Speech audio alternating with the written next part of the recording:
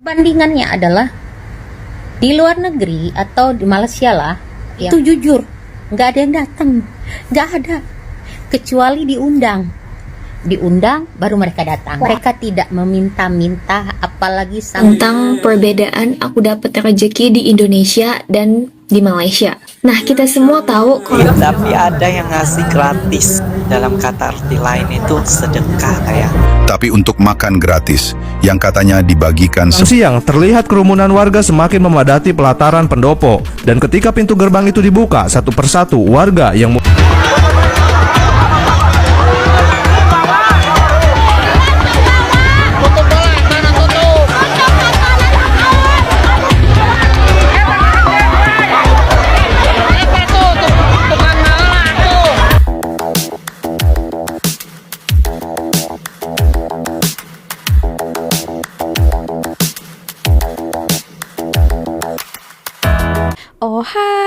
Halo, hai semuanya. Apa kabar teman-teman? Jumpa lagi bersama Sari di channel ini. Sari doakan dimanapun kalian berada tetap diberikan kesehatan ya, tetap semangat untuk menjalani aktivitas ini. Oke teman-teman, nah ada beberapa komentar daripada orang Malaysia ini. Kok orang lebih tahu ya berita-berita terkini daripada saya. Beberapa komentar katanya, Sari reaksikan tentang di Indonesia itu ada makan gratis gitu sampai memakan korban hingga tewas ya teman-teman. Nah ada beberapa yang dead gitu diakibatkan desak-desakan, tolak-tolak gitu makan gratis. Aduh, ngeri sekali ya sampai begitunya mereka untuk mendapatkan makan gratis. Mungkin mereka tak ada makan, jadi rela antri dasar-desakan macam ni. Oke teman-teman, sebelum kita tonton nanti videonya macam mana, ya kita jadikan ini sebagai nasihat supaya kedepannya jangan ada terjadi lagi di negara kita gitu ya. Oke, langsung saja videonya. Perbandingannya adalah di luar negeri atau di Malaysia lah, yang negara serumpun dengan kita. Apabila ada orang yang membagikan seperti yang terjadi di Indonesia, di Palembang itu, misalnya dia membagikan takjil ataupun makan buka bersama atau bukber kalau istilah kita Indonesia, itu jujur nggak ada yang datang, nggak ada, kecuali diundang baru mereka datang. Apalagi sampai berebutan, apalagi sampai namanya budaya malu. Mereka tidak meminta-minta, apalagi sampai seperti kemaruk atau rakus. Oke, nah itu tadi kata kakak ini kalau di Malaysia ada makanan gratis gitu percuma, jarang orang datang ya, kecuali diundang. Ya memang begitu ya. Saya tengok lagi ada yang membagikan kan di tepi-tepi jalan biasanya itu makanan percuma sampai dipanggil-panggil. Percuma, baru orang itu pun ada satu-satu yang menerima ya. Kalau di kampung saya, di negara saya pun belum lagi dipanggil, wow sudah datang menyerbu ya. Dia agak-agak tahu itu mau dibagikan makanannya, wah sudah berebut ya, tolak-tolakan untuk mengambil hanya makan gitu ya. Tak tahu tak cukup makan atau memang keinginan mau mengambil yang gratisan gitu ya. Kita tonton bagaimana videonya yang sampai katanya ada korban jiwa ya. Ini beritanya baru-baru saja, hanya untuk mengambil makanan gratis ini sampai nyawa tergadaikan ya. Aduh, kasihan sekali, sedih ya.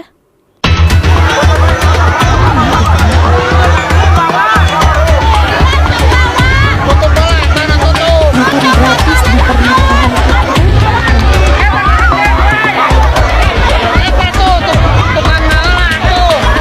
acara makan gratis dalam pesta pernikahan putra yang berujung maut. 3 orang dilaporkan tewas akibat terinjak-injak kerumunan massa ya. 3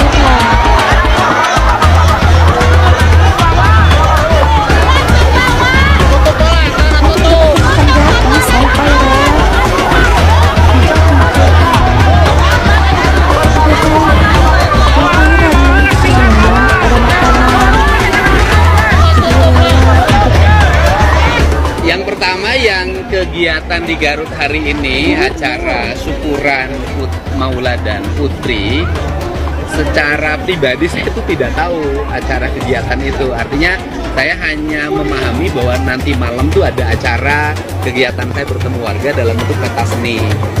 Saya tidak tahu bahwa ada acara syukuran bersama warga, kemudian warga diundang makan bersama. Tetapi karena itu peristiwanya sudah terjadi, maka saya menyampaikan turut berduka cita.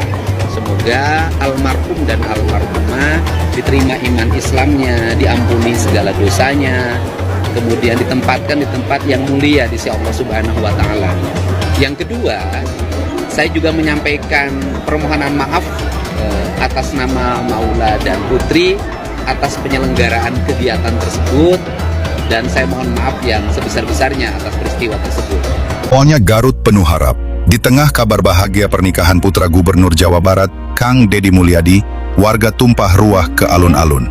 Bukan untuk berdansa, bukan untuk bersalaman, tapi untuk makan gratis yang katanya dibagikan sebagai bentuk syukur pesta rakyat. Dari pagi hingga siang, ribuan orang terus berdatangan. Gerbang timur dan barat tak pernah sepi. Orang tua, anak-anak, remaja, ibu hamil, bahkan lansia, semua menunggu. Lalu pintu dibuka, hanya sekejap, lalu semuanya pecah. Suara sorak berubah jadi jerit, langkah kaki berubah jadi desakan. Kerumunan menyerbu masuk tanpa arah. Dan di sanalah awal dari segalanya. Seorang anak perempuan, Fania, baru berusia 8 tahun, terlepas dari tangan ibunya. Tubuh kecilnya jatuh di antara kaki-kaki panik yang berlari tanpa tahu. Ia tak pernah bisa berdiri lagi. Di sisi lain, seorang nenek bernama Dewi Jubaedah berusaha menjaga keseimbangan. Usianya 61 tahun, tapi tubuhnya tak mampu melawan dorongan massa. Ia ikut jatuh dan ikut diam untuk selamanya. Dan Brigjen Cecep Saiful Bahri, anggota polisi yang hari itu bertugas menjaga ketertiban, berlari ke tengah kekacauan. Ia mencoba menyelamatkan warga. Ia berusaha mendorong balik kerumunan. Namun, tubuhnya sendiri tumbang. Ia gugur dalam tugas. Ia pergi dalam kekacauan yang tak pernah ia minta. Tangis pecah di tengah suara sirine. Ambulans datang, tapi tak semua sempat diselamatkan. 3 jiwa melayang dalam perayaan yang semula disebut pesta. 3 keluarga kehilangan orang yang mereka cintai, di tempat yang seharusnya menghadirkan kebahagiaan. Kang Deddy Mulyadi datang menyampaikan permintaan maaf. Awalnya sukacita, ujungnya berakhir duka. Pernikahan anak Deddy Mulyadi merenggut korban jiwa. Musibah tak terduga kembali terjadi di Jawa Barat. Pendopo Kabupaten Garut menjadi saksi bisu kejadian ini. Berawal ketika pesta pernikahan Maula Akbar, anak dari Kang Deddy Mulyadi, mengadakan jajanan gratis untuk warga. Tidak disangka, malah berakhir duka. Jumat pagi di tanggal 18 Juli, warga sudah memenuhi pelataran Pendopo Kabupaten Garut untuk bisa mendapatkan jajanan gratis. Terlihat banyak pedagang yang sedang menyiapkan makanan untuk segera dihidangkan. Pagi itu, suasana masih terasa aman dan tenang. Namun, ketenangan itu tidak berlangsung lama. Menit demi menit berjalan, hal tak terduga ternyata sedang mengintai nyawa. Menjelang siang, terlihat kerumunan warga semakin memadati pelataran pendopo. Dan ketika pintu gerbang itu dibuka, satu persatu warga yang mulai lapar karena menunggu berebut masuk ke dalam. Dan musibah itu tidak bisa lagi dihindarkan. Aduh, terlalu ramai ini ya. Waduh, kelaparan sekali mereka nampaknya ya. Mungkin tak makan daripada pagi atau... Aduh, kena pijak. Kasihan. Aduh, semua pun bapak-bapak ya yang besar-besar badannya. Oke, nah sebenarnya mungkin tak ada niatan dia mau terjadi hal macam itu, tapi antusias warga orang Indonesia kan ramai sekali, padat sekali, apalagi kalau dikatakan yang gratis-gratisan ya, makan gratis.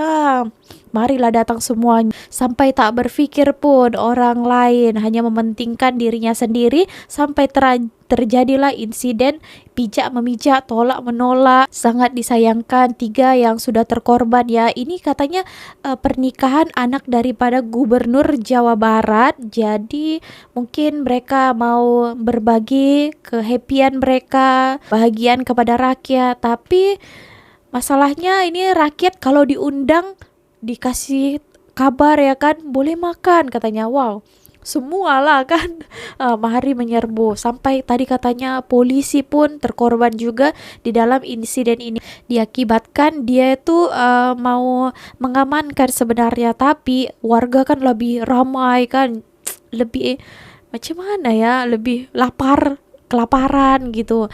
Jadi ya terjatuh mungkin, lepas itu warga tak kisah lagi orang lain. Nah, pijak memijak lah. Diakibatkan ya meninggal dunia. Aduh, sangat disayangkan ya. Hanya begitu saja sampai terkorbanlah beberapa orang. Oke. Nah, banyaklah ya berita-berita viral macam ini. Saya pun tahu berita ini daripada beberapa komentar yang masuk ya. Sampai viral di Malaysia. Banyak juga kejadian itu hari yang tentang rendang di Palembang itu hilang. Jadi orang berpikir kan, apakah kita orang-orang di sana itu sangat kelaparan, tidak ada makanan di rumah? Saya pun tak tahu lah ya menjawabnya macam mana. Ada yang gratis, wow datanglah menyerbu sudah. Tapi ini saya hanya memberitahu saja ya, kalau di Malaysia ini beza sekali ya. Itu hari lah. Nah itu hari ya ada dibuat rumah terbuka dekat Putrajaya. Itu dialu-alukan orang Malaysia itu, bukan Malaysia saja ya, orang asing pun boleh datang ke sana untuk makan. Kan hari terbuka kan, banyak makanan-makanan yang disediakan. Banyak juga yang tidak hadir ya, ada mungkin yang menyempatkan hadir, tapi mereka tujuannya bukan hanya soal makanan saja. Banyak yang tak hadir dan tak ada pun desak-desakan. Saya lihat datang satu-satu beratur ya melalui video, walaupun saya belum pernah lagi, tapi dari video kita boleh nampak ya mereka ambil makanan satu-satu. Nah itu sebenarnya soal adab ya, kita diajari dari dulu lagi kalau di Malaysia ini, daripada kecil lagi beratur, tertib, tak ada tolak-tolak, kasar, tak sabar ya. Nah itu pun pentingnya sebenarnya diajari daripada kecil lagi, supaya nanti dewasanya itu terbawa-bawa hal-hal yang positif itu kan diterapkan di kehidupan kita. Sebenarnya kita pun ada juga tahu, mungkin lah ya, dulu saya dari Tadika pun ada juga diajari di sana, tapi mungkin ada orang-orang yang mungkin tak diajari ataupun tak cukup sekolah gitu, karena lebih banyak itu, jadi kita pun agak mengikuti. Kalau kita lihat ya dekat pasar raya itu banyak sekali terjadi. Ketika saya beratur untuk membayar, saya selalu beratur kan, saya selalu dipotong oleh warga negara asing. Mungkin bukan hanya Indonesia saja, warga negara asing lainnya tak tahu di negara mereka pun tak diajari kot. Lepas tu orang Malaysia yang menegurnya, disebabkan kita sudah beratur kan. Orang Malaysia tak biasa ya potong queue ya. Gitu ya. Oke teman-teman, jangan buat di Malaysia macam itu ya, nanti ditegur. Malu kan. Oke teman-teman, kita tonton video selanjutnya. Jom. Ini antara hal yang paling aku suka ketika membeli takjil di Malaysia. Bukan cuma membeli, tapi ada yang ngasih gratis. Dalam kata arti lain itu sedekah, kayak enak banget di sini. Lihat, aku dapat 6 tin air berkarbonat, guys. Lumayan lah nambah-nambah stok di kulkas. Terima kasih ya yang udah memberi, semoga dimurahkan rezeki.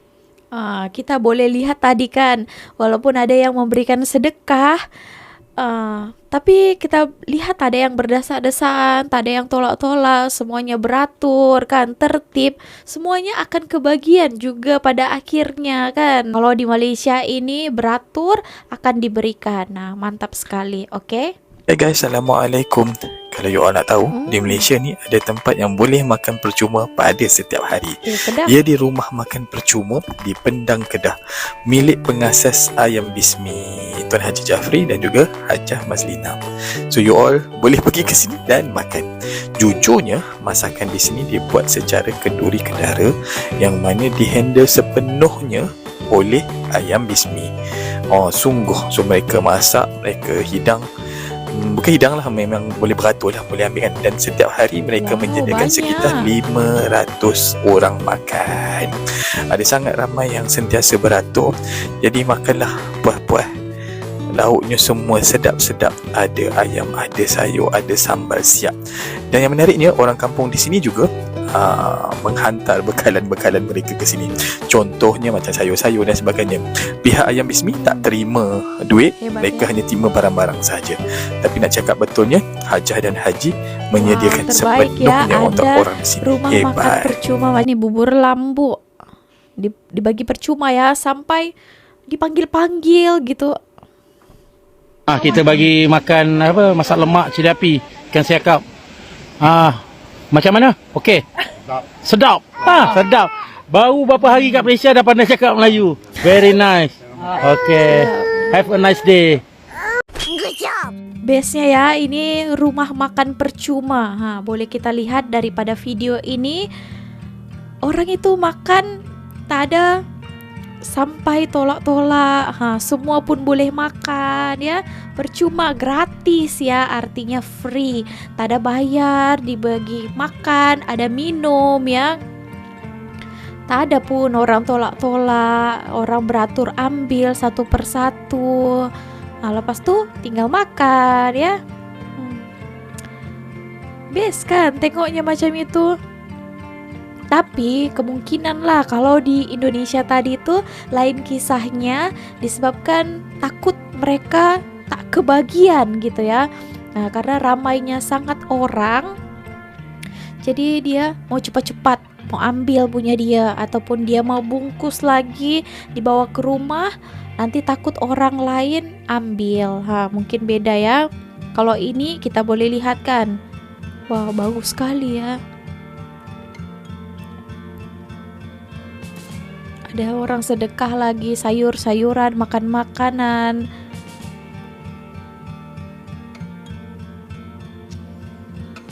Wah, terbaik ya. Ini tepatnya di Kedah ya. Wow, terbaik.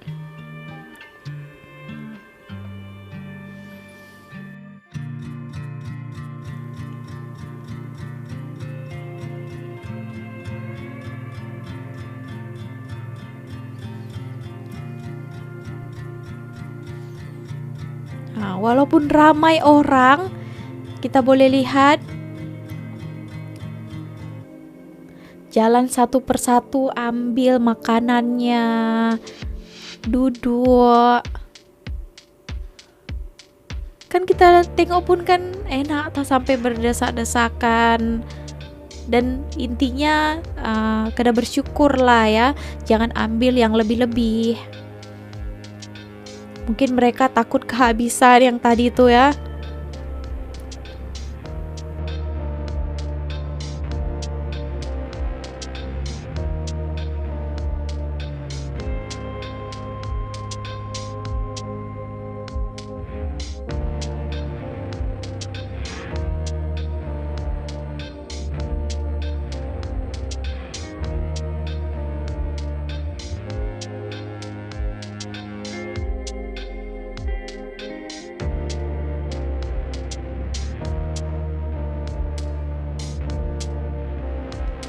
Oke teman-teman, ada satu lagi video yang Sari akan reaksikan. Ini ceritanya daripada seorang warga negara Indonesia. Dia ini kuliah di sini, student.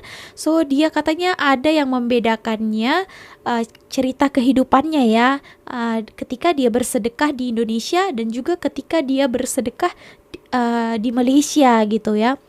Oke, so macam mana ceritanya? Kita tonton video ini. Hai semuanya, aku mau cerita lagi tentang keajaiban yang pernah terjadi dalam hidupku. Jadi aku mau cerita tentang perbedaan aku dapat rezeki di Indonesia dan di Malaysia. Nah, kita semua tahu kalau ketika kita sedekah sama orang lain, kita akan dikembalikan sama Tuhan 2 kali lipat atau bahkan lebih. Itu pun juga terjadi dalam hidupku waktu di Indonesia. Waktu di Indonesia, setiap kali aku kasih sedekah ke orang lain, contohnya ke pengemis atau ke anak-anak yang ada di pinggiran jalan itu, aku selalu dapat 2 kali lipatnya beberapa hari kemudian. Entah dari tante aku, entah dari mama aku, entah uang jajannya ditambahin, pokoknya selalu balik berlipat-lipat. Tapi semenjak aku tinggal di Malaysia, otomatis semuanya berbeda dong. Nggak ada lagi keluarga aku juga cuma tinggal sendirian di sini. Jadi waktu pertama kali ke sini, aku tuh bingung.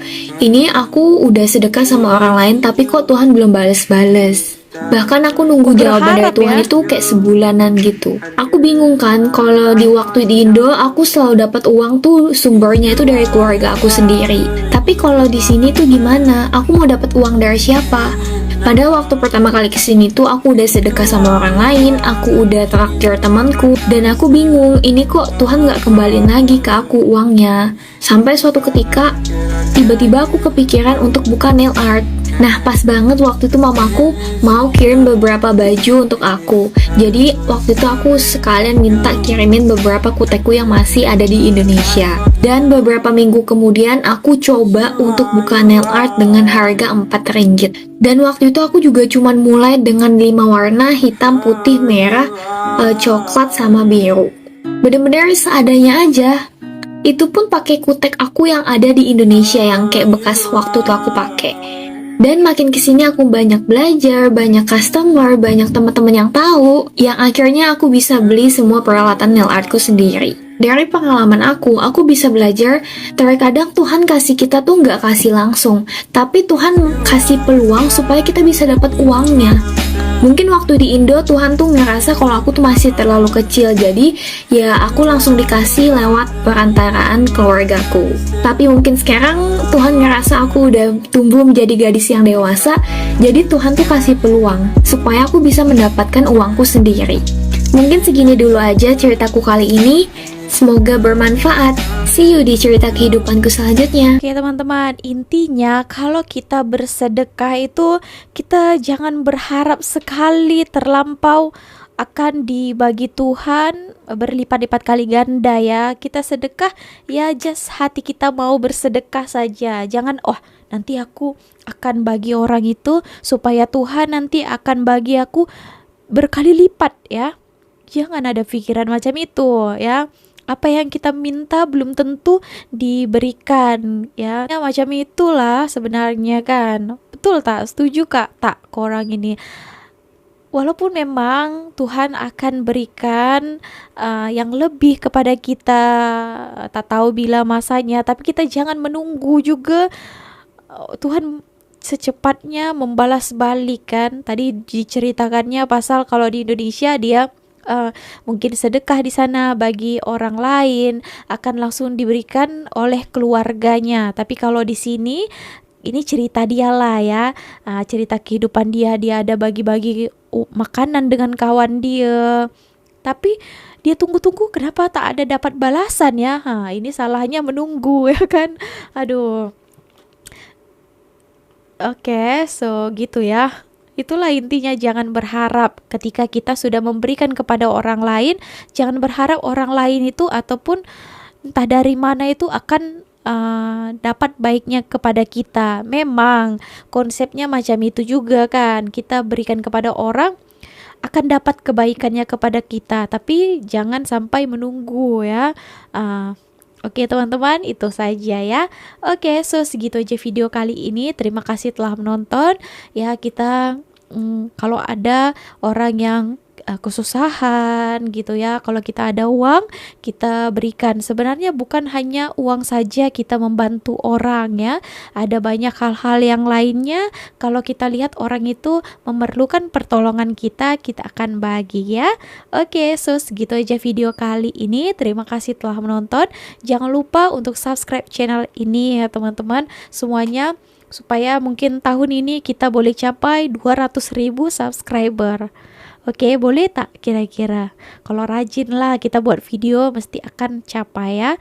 Oke, so segitu aja video kali ini. Terima kasih buat kalian yang support Sari sampai selama ini. Kalau tak karena support korang semuanya, Sari tak bukan siapa-siapa. So thank you so much. Oke, see you on my next video with me, Miss Sari. Bye. Jangan lupa like, comment, and subscribe.